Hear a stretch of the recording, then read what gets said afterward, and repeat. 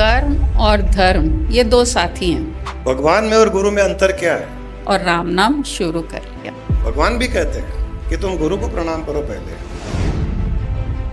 वो हमारा गोल होना चाहिए। हमने क्या किया उसका रिजल्ट आज का ये जीवन है। हर दिन का अंत संत की स्थिति में होना चाहिए। धर्म के हिसाब से चलेंगे तो अच्छे कर्म करेंगे। भगवान बाउंसर है अधर्म हमको नुकसान ही देता है। और मनुष्य का स्वभाव है गलतियां देना। अब सचेत हो जाइए। हरी रीझे तो जग देत है, कोयल काली है तो उसका कोई कारण है। लेकिन चमत्कार देखिए, भगवान से अधिक भी गुरु की महिमा है। सबके अंदर है मोह। तू तेरे अवगुणों से मुक्त हो जा, तू मुझ में लीन हो जा। छुटकारा मिल जाएगा। सारी दुनिया का कचरा साफ हमको ही करना है। स्वच्छ भारत। हमारा अंत भी हमें उस संत की स्थिति में ही ले जाना चाहिए। हमारा अंत संत में होना चाहिए। और ज़रूरी नहीं है कि अंत का अर्थ है कि शरीर की मृत्यु। सुबह से शाम तक एक दिन का अंत भी संत में होना चाहिए। हर दिन का अंत संत की स्थिति में होना चाहिए। हर पल का अंत संत की स्थिति में होना चाहिए। भगवान में और गुरु में अंतर क्या है? भगवान में और गुरु में बहुत अंतर है। भगवान पापी का अंत करता है, गुरु पापी को संत बनाता है। भगवान ने आज तक किसी को संत नहीं बनाया। भगवान ने आज तक किसी को संत नहीं बनाया और गुरु ने आज तक किसी का अंत नहीं किया। अंत किया तो उसके अहंकार का अंत किया, अहंकार का अंत करके उसको संत बनाया। यह गुरु का काम। इसीलिए तो कहा गया ना कि गुरु गोविंद दोनों खड़े काके लागू पाओ। किस लिए कहा गया? भगवान भी कहते हैं कि तुम गुरु को प्रणाम करो पहले। पहले गुरु को प्रणाम करो, वो तुम्हें संत बना सकते हैं। और अगर संत नहीं बनोगे उनको प्रणाम करने के पश्चात, तो फिर तो अंत निश्चित है तुम्हारा। वो मैं करूंगा, क्योंकि गुरु में इतनी करुणा होती है कि वो किसी का अंत नहीं करता है। अहंकार का अंत करता है, बाकी उसका जीव का अंत नहीं करता है, जो भगवान करता है। वो हिरण्यकश्यप हो, वो कंस हो, वो रावण हो, या कोई भी हो, पापियों का अंत भगवान ने किया, किसी गुरु ने नहीं किया। और पाप का अंत गुरु ने किया, अहंकार का अंत गुरु ने किया और उसको संत बना दिया। इसीलिए गुरु की महिमा है। भगवान से अधिक भी गुरु की महिमा है। भगवान की पूजा पाठ करनी चाहिए जिससे वो हमको सुरक्षा दे। भगवान का काम है सुरक्षा देना, क्योंकि सृष्टि की रचना उसने रची है। भगवान बाउंसर है, बॉडीगार्ड है। खुश रखो, खाना खिलाओ, थोड़े बहुत पैसे देते रहो, कभी कपड़ा दे दो, कभी मुकुट दे दो, प्रसन्न करो उसको। भगवान जब प्रसन्न होता है तो हमें संसार देता है। हरि रीझे तो जग देत है, कि हरि जब खुश होता है तो जग देता है। हरि रीझे तो जग देत है, हरिजन रीझे तो खुद को ही देत है। कि गुरु अगर खुश होता है तो वो गुरु पद देता है उसको। हरि रीझे तो हरि नहीं देता है। हरि खुश होता है तो दूसरे को हरि पद नहीं देता है। गुरु खुश होता है तो गुरु दूसरे को गुरु पद देता है, उसको गुरु तत्व में लीन करता है, उसको ज्ञानी बना देता है, उसको ज्ञान बना देता है। उसको बहुत अंतर है भगवान में गुरु में।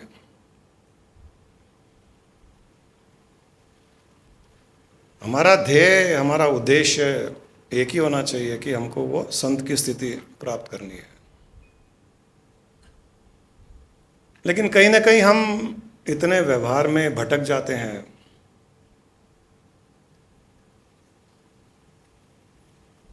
कि हम संत का जो गुण होता है, संत का जो स्वभाव होता है,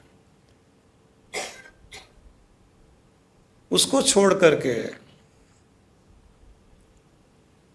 संत का स्वभाव क्या होता है कि हर किसी में उस दिव्यता को देखना, हर किसी के शरीर के पीछे उस आत्मा को देखना, चेतना को देखना, करुणामयी होना,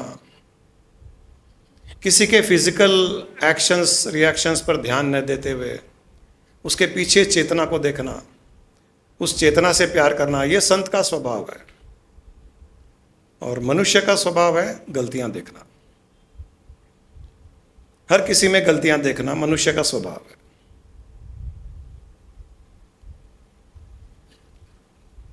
ये गलतियां देखते देखते देखते उसके भीतर इतनी गलतियां का खजाना बढ़ जाता है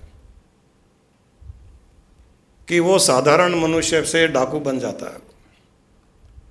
धर्म के पथ पर चलते चलते अधर्म के पथ पर चलने लग जाता है, क्योंकि गलतियां देखने की उसकी आदत पड़ गई। बहुत कम ऐसे लोग हैं जो दूसरों में अच्छाइयां देखते हैं, बहुत कम लोग हैं जो बुराई के पीछे भी अच्छाई देखते हैं। एक तो किसी में अच्छाई देखना, अच्छे में अच्छाई देखना, ये एक बात है, वो भी बहुत मुश्किल से देखा जाता है। कितना भी अच्छा हो उसमें एक बुराई तो ढूंढ ही लेता है इंसान। इसमें अभी भी है कमी है, ये बुराई है इसमें। अच्छे से अच्छे में भी एक बुराई तो ढूंढ ही लेता है, बुरे में अच्छाई देखना तो विरले का ही काम है। जो बुराई में अच्छा देख ले वो संत बनेगा, वो संत लायक होगा। जो बुद्धा ने देखा उंगली माल में डाकू उंगलियों की माला पहन के घूम रहा है, उसमें भी अच्छाई देखी और उंगली माल को संत बना दिया। वाल्मीकि डाकू, नारद ने उसको संत बना दिया। बुराई में अच्छाई देखने पर बुराई का नाश हो जाता है और उसमें से संत प्रकट होता है। अच्छाई में तो अच्छाई देखनी ही चाहिए, अच्छाई में बुराई ढूंढने की आवश्यकता नहीं है। अच्छाई में तो अच्छाई देखनी चाहिए, बुराई में भी अच्छाई देखने की आदत डाल लेनी चाहिए, तो हम संत बनने के लायक हो जाते हैं। एक मनुष्य किसी कोयल के पास में गया, कोयल वो कूं कूं कर रही थी। कई बार हम लोग घूमने जाते हैं तो वहाँ कोयल की आवाज़ आती है, मैं भी कई बार रिपीट करता हूँ। ऐसे कोयल बोलती है तो उसको सामने बोलते हैं तो उसको और अच्छा लगता है। हमने कई बार इंटरेक्शन किया उससे, लेकिन वो जब कोयल के पास में गया तो बोला, कोयल तो इतना अच्छा बोलती है, तो अगर काली नहीं होती तो बहुत अच्छा होता।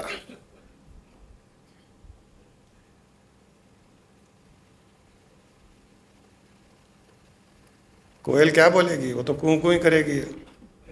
अपनी जो अच्छाई है वो कूं कूं कर रही थी। मनुष्य की आदत है बुराई देखना, वो अपनी बुराई देख रहा था कि तू काली नहीं होती तो अच्छा होता। घूमते घूमते समुद्र के पास चला गया, समुद्र की विशालता देखा, बहुत खुश हुआ, लहरें उठ रही थी, बहुत आनंदित हुआ। एक स्थान में समुद्र के अंत में समुद्र और आकाश मिल रहे थे, बहुत अच्छा लग रहा था कि ऐसे आत्मा और परमात्मा का मिलन होना चाहिए। थोड़ी देर तो बहुत अच्छा लगा, फिर वही आदत बुराई देखने की। अंदर से कीड़ा जाग जाता है मनुष्य के अंदर का, बोलता समुद्र तो बहुत अच्छा है, लेकिन तेरा पानी अगर मीठा होता तो कितना अच्छा होता। उसकी विशालता को भूल गया, समुद्र और आकाश जहां मिल रहे हैं उसको भूल गया, आत्मा और परमात्मा के मिलन को भूल गया। जो ठंडी हवा आ रही थी समुद्र से उसका आनंद लिया, लेकिन उसके बाद में वो बुराई देखने की आदत कि समुद्र तेरा पानी मीठा होता तो कितना अच्छा होता। समुद्र क्या बोलेगा, समुद्र कुछ नहीं बोलेगा, वो तो अपने लहरों से सबको आनंदित कर रहा था। कुछ दूर गया, वहाँ पर गुलाब का पौधा था, बहुत सुंदर गुलाब के फूल, गार्डन था, सुंदर सुंदर गुलाब के फूल। थोड़ी देर तो गुलाब की सुगंध लिया, सेल्फी लिया, इंस्टा पे डालना है ना, सेल्फी लिया, इंस्टा पे डाला, दोस्तों को डाला, सबके लाइक्स आए, बहुत सुंदर है, इतना सुंदर गार्डन, इतने सुंदर फूल, बड़े बड़े गुलाब के फूल, इतने सुंदर। बहुत खुश हुआ, बहुत आनंदित हुआ, सुगंध लिया, थोड़ी देर बैठा, ध्यान किया, बहुत अच्छा लगा। फिर उठा, एक गुलाब को तोड़ा, इतने में कांटा चुभ गया। फिर कीड़ा जागा। गुलाब तो इतना सुंदर है, अगर कांटा नहीं होता तो और कितना सुंदर होता। तेरे साथ कांटा नहीं होता तो और सुंदर होता। तब इन तीनों से रहा नहीं गया। कौन तीन? कोयल, समुद्र और फूल। तीनों ने मिलकर कहा कि हे इंसान, तुझ में कमियां देखने की आदत नहीं होती तो तू कितना सुंदर होता।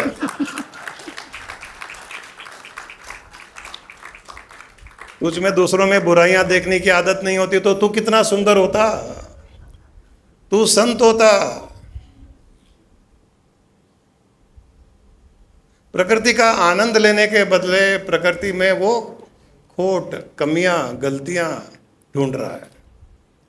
प्रकृति अपने आप में परिपूर्ण है।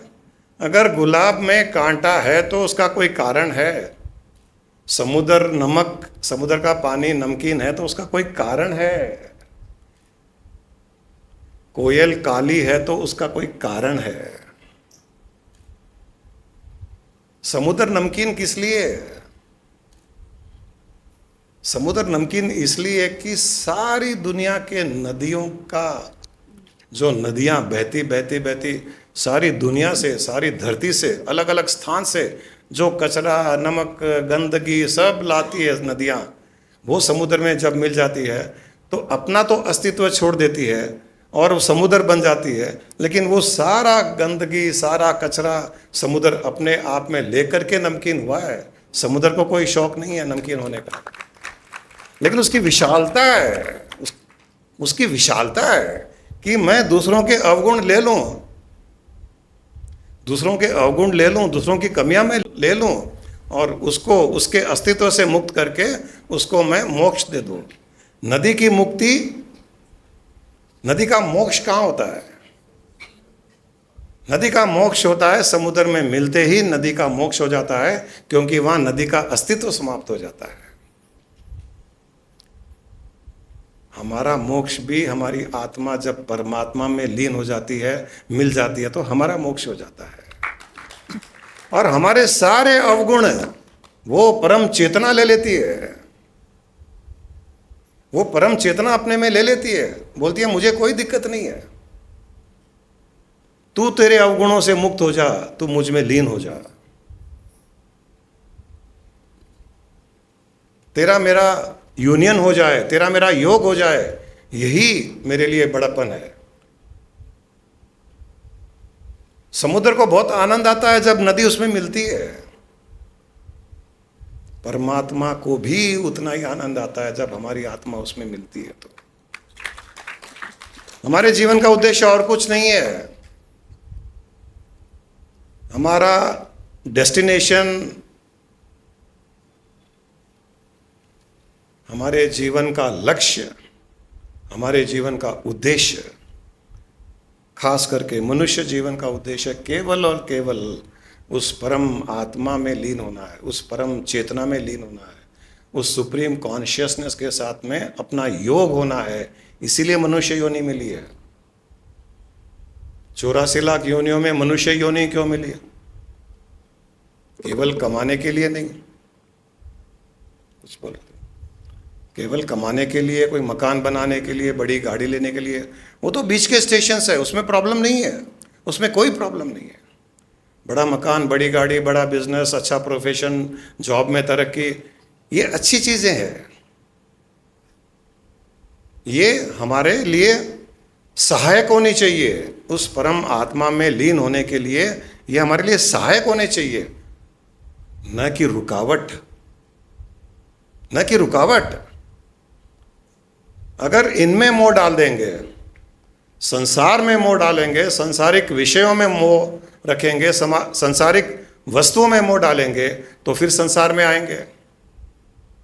और उसमें, उस परम चेतना में अगर मोह रखेंगे तो उसमें मिलेंगे, और इनको भी हम एंजॉय करेंगे। इनको एंजॉय करते हुए उसमें मिलेंगे। इनसे दूर भाग करके, इनसे हट करके, इनसे वैराग कर करके, इनको डिस्कार्ड करके, इनको नेगेट करके उसमें मिलने का कोई आनंद नहीं है। नदी किसी को भी कोई नेगेट या डिस्कार्ड नहीं करती है। कोई कचरा फेंक दिया, कोई किसी अपने माँ बाप की अस्थियां फेंक दिया, कोई कुछ कर दिया, कोई कुछ कर दिया, नदी को कोई दिक्कत नहीं है, सब में लेके जा रही है, सबको लेके जा रही है। क्योंकि उसको पता है मैं जहां जा रही हूं, जिससे मिलने जा रही हूं, उसमें मिल करके ये सारा कचरा वो अपने में ले लेंगे और मुझे मुक्त कर देंगे। वैसे ही हम संसार का कचरा लेके जा सकते हैं। संसार के दुख, दर्द, कचरा, हर कुछ, नेगेटिविटी, क्रिटिसिज्म, आलोचना, प्रेम, नफरत, दुश्मनी, सब ले लीजिए अपने अंदर, और लेते हुए अपनी धारा को आगे बढ़ाते जाइए। बहते जाइए, बहते जाइए। बहते जाएंगे तो उसमें लीन होंगे ही होंगे। नदी को पता नहीं है कि कितनी दूर समुद्र है, वो बह रही है, वो बह रही है। वैसे ही हमको बहते जाना चाहिए, रुकना नहीं चाहिए। अगर उसमें मोह रख करके जीवन जिएंगे तो बहते जाएंगे। नदी का ध्येय, नदी का उद्देश्य, नदी का गोल एक ही है कि मुझे समुद्र में मिलना है। इसके लिए रुकती नहीं है। और अगर कोई पहाड़ भी बीच में आ जाए, कोई पत्थर बीच में आ जाए, वो नीचे से निकल जाती है, वो ज़मीन के भीतर जा करके भी बहती रहती है। फिर जहाँ मौका मिलेगा ज़मीन के ऊपर आ जाएगी, लेकिन अपना ध्येय, अपना उद्देश्य नहीं छोड़ेगी, अपना गोल नहीं छोड़ेगी, अपने लक्ष्य को नहीं भूलेगी। उसका काम है बहना और अंत में जा करके समुद्र में लीन हो जाना, समुद्र के साथ में अपना योग बना देना। हमको क्या प्रॉब्लम है? हम भी तो ऐसे कर सकते हैं। हमारे में बुद्धि है, विवेक है, समझ है, गोल भी है। लेकिन गोल कहीं ना कहीं, हमारा लक्ष्य कहीं ना कहीं सांसारिक है। लक्ष्य वो होना चाहिए, दृश्य ये हो सकता है, लक्ष्य उसका हो, दृश्य संसार का हो, कोई दिक्कत नहीं है। संसार को छोड़ना नहीं, संसार को भागना नहीं, संसार से डरना नहीं। डरना किस बात का है? कौन क्या कर लेगा हमारा? 99% देखा जाए तो हो सकता है कि लोग हमसे दुश्मनी कर रही है, मतलब कुछ ना कुछ हमारे बारे में बुरा सोच रहे हैं, बुरा करने की कोशिश कर रहे हैं। कोई आके गोली नहीं मारता है। कोई हमसे नफरत कर रहा है तो कोई डंडे नहीं मारता है हमको, नफरत कर रहा है। कोई हमारे सामने हमारी बुराई कर रहा है या हमको बुरा भला कह रहा है, थप्पड़ नहीं मार रहा है, गिरा नहीं रहा है, तो क्या प्रॉब्लम है उसमें? उसमें क्या प्रॉब्लम है? करने दो। बहुत कम 0.001% भी फिजिकल एब्यूज तक नहीं आता है, लेकिन हम उसके पहले ही विचलित हो जाते हैं, उसके पहले ही अपना प्रोटेक्ट करने की कोशिश करते हैं, उससे पहले ही हम रिएक्ट कर देते हैं और वहां फंस जाते हैं।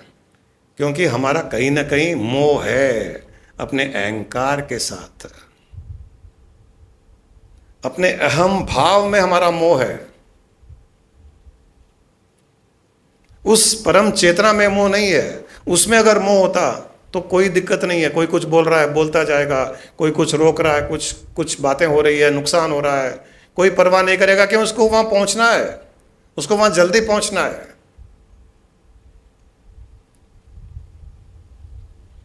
अगर हम एयरपोर्ट जा रहे हैं और कहीं रास्ते में कोई छोटा मोटा एक्सीडेंट हो जाता है, कोई चिल्लाता है, करता है, और हम देख रहे हैं टाइम हो रहा है फ्लाइट, अरे भाई साहब माफ़ कर दो, ये लो 500 रुपये लो, ये 2000 रुपये लो, आप ठीक करा लो, मुझे जाने दो। आप रुक करके लड़ाई करते हो क्या? नहीं करते हो, क्योंकि आपको पता है कि मेरी फ्लाइट छूट जाएगी। हमारे पास समय नहीं है यहां रुकने के लिए, किसी ने कुछ बोल दिया, गुस्सा कर दिया, आलोचना कर दी, गालियां दे दी, हमको लगता है बहुत समय है, 100 साल जीना है, अभी इसके लड़ पड़ो, इससे लड़ पड़ो, झगड़ पड़ो, इसको सुधारो, क्योंकि भगवान ने कहीं ना कहीं हमको भेजा भी है सबको सुधारने के लिए। सारी दुनिया का कचरा साफ हमको ही करना है, स्वच्छ भारत। अरे ये क्यों नहीं सोचते कि उसमें मिला दो, उसको लीन कर दो, वो अपने आप में ले लेगा, इसको भी उसमें लीन कर दो, जो हमसे झगड़ा करता है उसको भी उसमें लीन कर दो, उसकी बुराइयां, उसकी कमियां, उसकी गलतियां सब लेकर के आप बहते रहो। और हर इंसान उसी नदी में स्नान करने के लिए जाता है जो बहती है। कोई तालाब में जाके स्नान नहीं करता, यहाँ टैंक बंड में जाके कोई स्नान नहीं करता है, नदी में स्नान करता है, क्योंकि वो बह रही है और बहने वाला स्वच्छ होता है। जो बहता है वो स्वच्छ रहता है, जो रुक जाता है उसमें ही गंदगी जमा होती है, जो रुक जाता है उसमें गंदगी जमा होती है, बहने वाले में नहीं होती है। और हमारा प्राण तो वैसे भी बह रहा है, हमारा प्राण बह रहा है, शरीर हर पल बह रहा है, चेतना हर पल बह रही है, मन बह रहा है, बस केवल और केवल अहम भाव रुका हुआ है। वो अहम भाव ही गंदा हो रहा है, उसको छोड़ना है।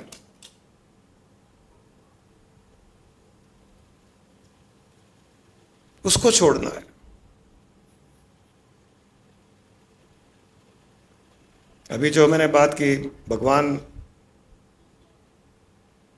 पापी का अंत करता है,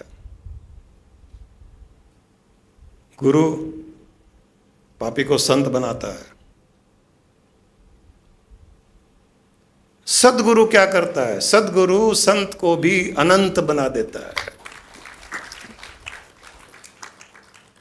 संत अच्छे जीवन जीने के लिए है, लेकिन अनंत बनना मतलब अनंत में लीन होना है। संत भी एक पड़ाव है, पहले संत बनना है, लेकिन संत में भी रुकना नहीं है, संत के पश्चात अनंत बनना है। आनंद तो अनंत में है, और उस अनंत में अपना अंत करना है। उस अनंत में अपना अंत करना है।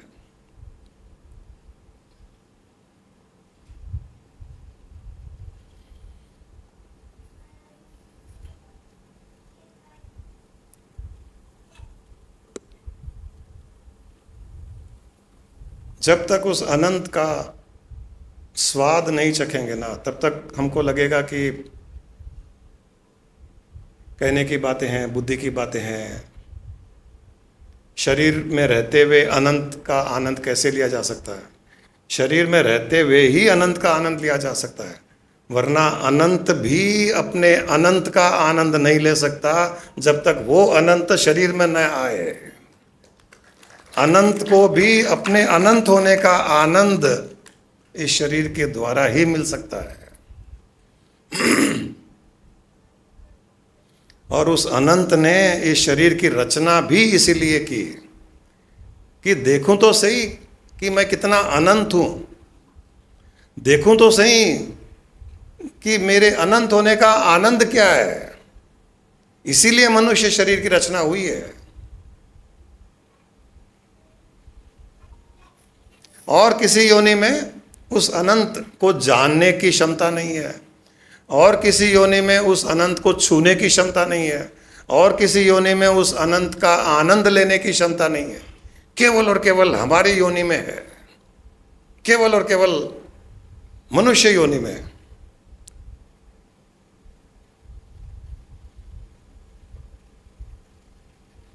और हम उसकी क्षमता को, उसकी क्षमता के चिथड़े चिथड़े उड़ा करके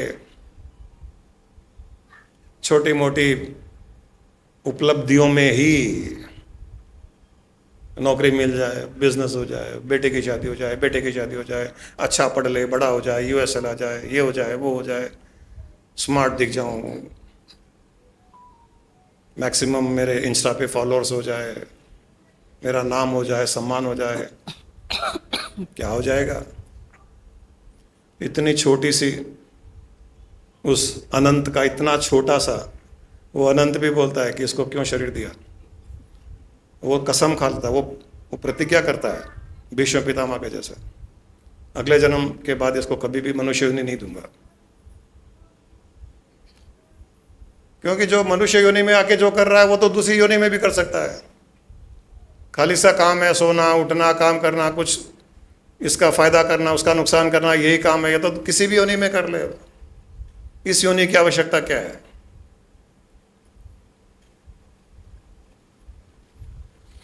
तो पहले तो लक्ष्य होना चाहिए कि मैं संत बनूं। संत बनने के लिए दूसरों में कमियां देखना बंद करना पड़ेगा, दूसरों की गलतियां देखनी बंद करना पड़ेगा। जो भी हमारे साथ में जो कुछ कर रहा है उसको अपने बहाव में ले जाओ, साथ में बहते जाओ, रुको मत। रुक करके साल 2 साल 5 साल सोचो मत उसने मेरे साथ ऐसा क्यों किया, उसने मेरे साथ ऐसा क्यों किया। वो रुकना हो गया। कल भी याद नहीं रहे, सुबह क्या हुआ शाम को याद नहीं रहे, और शाम को जो हुआ अगले दिन सुबह याद नहीं रहे।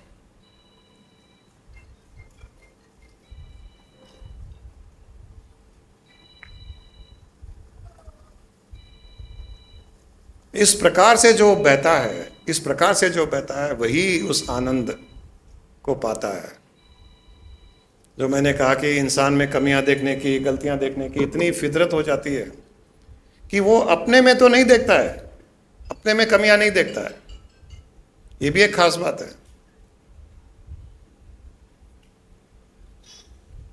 दूसरों में अवश्य देखता है।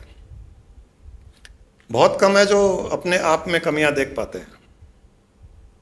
इसीलिए किसी संत ने बहुत सुंदर कहा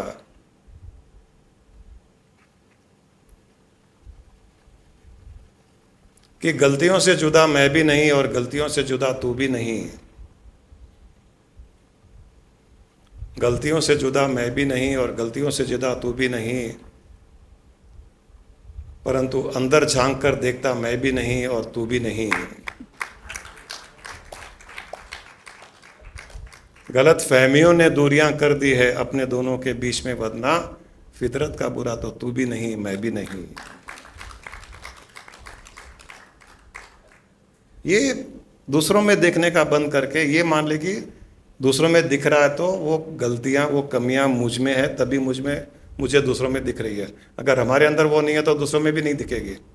तो दूसरों में दिख रही है का अर्थ है कि मेरे में है वो।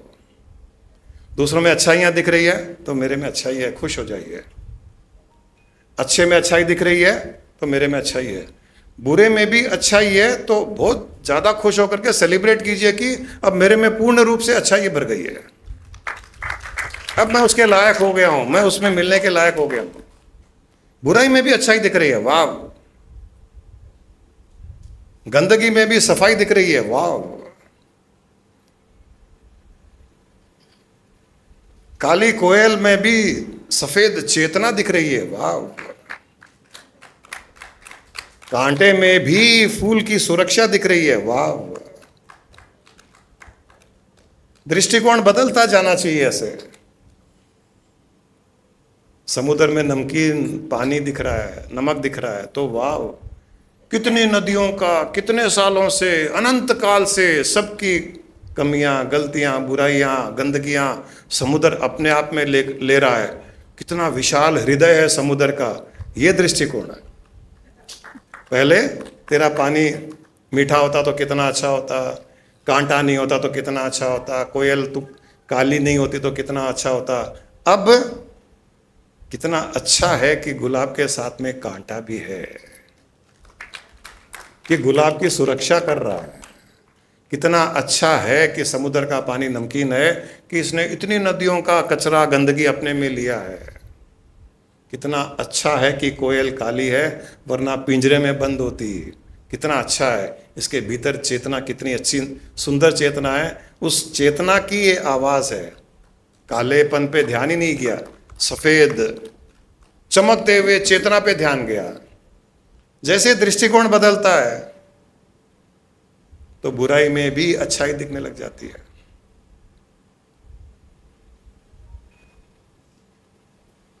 आजकल एक फैशन चल रहा है संसार में, हर चीज में एक टॉक्सिक देखने की। मुझे कि हमारे आरिफ भाई ने कहा कि आजकल हर चीज में लोग toxic toxic toxic, toxic relationship, toxic work place, toxic behaviour, toxic attitude, toxic person, यहां तक कि मैंने सुना है टॉक्सिक पॉजिटिविटी। नहीं, ये क्या हो गया टॉक्सिक पॉजिटिविटी? तो थोड़ा सा दिमाग लगा के सर्च किया कि ये क्या लफड़ा है। तो उसमें लिख रहे हैं कि अगर आप खुश नहीं हो, आप दुखी हो, लेकिन अगर आप कहते हो कि मैं खुश हूं, मैं सुखी हूं, तो उसको टॉक्सिक पॉजिटिविटी करें। अरे ये कहां जा रहा है संसार, लोग कहां तक सोच रहे हैं। खुश नहीं हो और आप कह रहे हो खुश हूं, ये तो बहुत अच्छी चीज है। टॉक्सिक पॉजिटिविटी कहां हुई? ये तो सपोर्टिव पॉजिटिविटी हुई है। और ये टॉक्सिक टॉक्सिक इतना यूज कर रहे हैं लोग कि उनके माइंड में टॉक्सिसिटी बढ़ गई है, उनके माइंड में टॉक्सिन्स भर गया है। जहां जहां देखो वहां टॉक्सिक टॉक्सिक। हमारे कॉफी सेशन में भी कोई बोला how to handle toxic office environment. मैंने कहा where is the toxic? It is in your mind. Toxic मतलब जहर। आप सांप में जहर देखोगे तो सांप काटेगा, सांप में देवता देखोगे तो सांप सुरक्षा देगा। इसलिए नाग पंचमी में लोग सांप की पूजा करते हैं कि यह सांप देवता सुरक्षा करना, तो चूहों को, मेंढकों को खा खा के सुरक्षा देता है। सांप में अगर जहर देखोगे तो या तो उसको मारने की कोशिश करोगे या भागने की कोशिश करोगे। दोनों सूरत में वो आपको डसेगा। मारोगे तो भी डसेगा, भागोगे तो भी डसेगा। हाँ, पूजा करोगे तो हाँ हाँ करके आशीर्वाद दे करके चला जाएगा। कहीं टॉक्सिक नहीं है। और जितना हम उसमें जहर देख रहे हैं, किसी भी चीज में टॉक्सिक देख रहे हैं, उतनी टॉक्सिसिटी हमारे माइंड में भर रही है। हमारे बॉडी में जब थोड़े टॉक्सिन्स बढ़ जाते हैं तो क्या करते हैं? हमारी बॉडी में जब टॉक्सिन्स बढ़ जाते हैं तो डॉक्टर बोलता है कि थोड़ा पानी ज़्यादा पियो, जूसेस पियो, टॉक्सिन्स निकल जाएंगे। वैसे ही अगर टॉक्सिसिटी कहीं दिखती है, toxic environment, toxic person, toxic work place, toxic behaviour, पहले तो दिखनी नहीं चाहिए। सबसे पहले तो ये टॉक्सिक टर्म ही निकाल देना चाहिए, इसको डिलीट कर देना चाहिए माइंड से। और कहीं कोई कमी दिखे, कहीं कोई नेगेटिविटी दिखे, नेगेटिविटी तक फिर भी ठीक है, नेगेटिविटी को टॉक्सिक तो करना ही नहीं चाहिए। और दिखे तो जैसे टॉक्सिन्स बढ़ जाते हैं बॉडी में, पानी पीने से फ्लश आउट होते हैं, वैसे ही पॉजिटिविटी पी लेने से टॉक्सिसिटी कम हो जाती है। वैसे ही ग्रेटिट्यूड पीने से, प्रेम देने से टॉक्सिक कम हो जाता है। कोई भी इंसान अगर टॉक्सिक हम जिसे कह रहे हैं क्यों है, जो तुलसीदास जी की कहानी में गुरु माँ ने बताया कि उसको कभी भी प्रेम नहीं मिला, प्यार नहीं मिला, पत्नी से प्यार मिलते उसको मोह हो गया उससे। वैसे ही जो टॉक्सिक लोग होते हैं, जिनको टॉक्सिक कहा जाता है, मैं नहीं कहता हूँ, जो लोग कह रहे हैं, अगर है टॉक्सिक तो केवल और केवल कोई ना कोई कहीं ना कहीं उनको किसी न किसी प्रकार से प्रेम नहीं मिला, नफरत मिली, इसलिए टॉक्सिक हो गए। अब अगर प्रेम मिलेगा तो उनका जहर, टॉक्सिन कम हो जाएंगे और आपसे मोह हो जाएगा उनका। बहुत आसान है, बहुत आसान है, इतना डिफिकल्ट नहीं है लोगों से डील करना, खासकर नेगेटिव लोगों से, टॉक्सिक लोगों से डील करना इतना आसान, इतना डिफिकल्ट नहीं है। आप में होनी चाहिए कि 100% पॉजिटिविटी, आप में होनी चाहिए कि ग्रैटिट्यूड, आप में होनी चाहिए कि अच्छे काम के लिए उनको क्रेडिट दिया जाए। हर पल उनकी अप्रिसिएशन कीजिए, हर दिन उनको एक्नॉलेज कीजिए कि आप, उनके कारण आपकी लाइफ कितनी अच्छी है, उनके कारण आपकी जॉब अच्छी है, उनके कारण आपका बिजनेस अच्छा चल रहा है। सारे टॉक्सिन्स उनके फ्लश आउट हो जाएंगे। आपके प्यार से, आपके लव से, आपके कंपैशन से, आपकी अप्रिसिएशन से, एक्नॉलेजमेंट से, एक्सेप्टेंस से उनकी टॉक्सिन्स खत्म हो जाएंगे।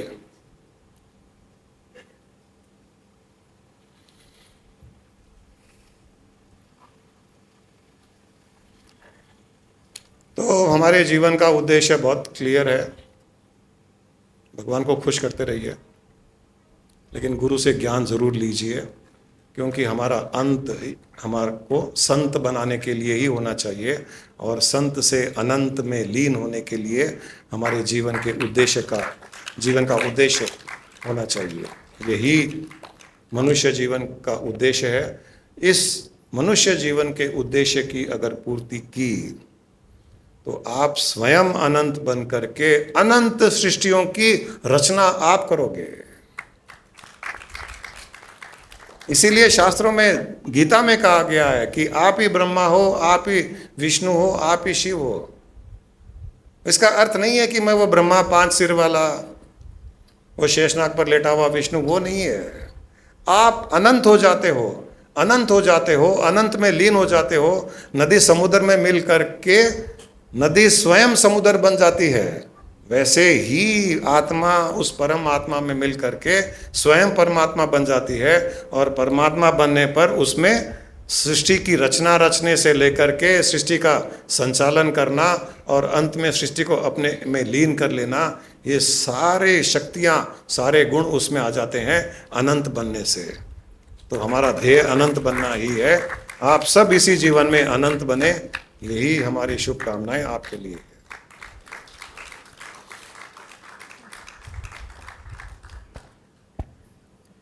I am neither the body nor the senses. I am not the mind nor the wisdom. Pure consciousness I am. I am the formless Chidananda Rupo. Shivoham, Shivoham. Chidananda Rupo. Shivoham, Shivoham. I am not in bondage nor seeking liberation. I am not in tension nor in the stress. Pure consciousness I am. I am the formless Chidananda Rupo. Shivoham, Shivoham. Chidananda Rupo. Shivoham, Shivoham. I am the creator. I am the creation. My creation is for my recreation. Pure consciousness I am. I am the formless Chidananda Rupo. Shivoham, Shivoham. Chidananda Rupo.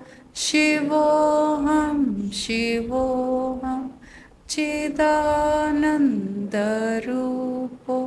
Shivoham, Shivoham.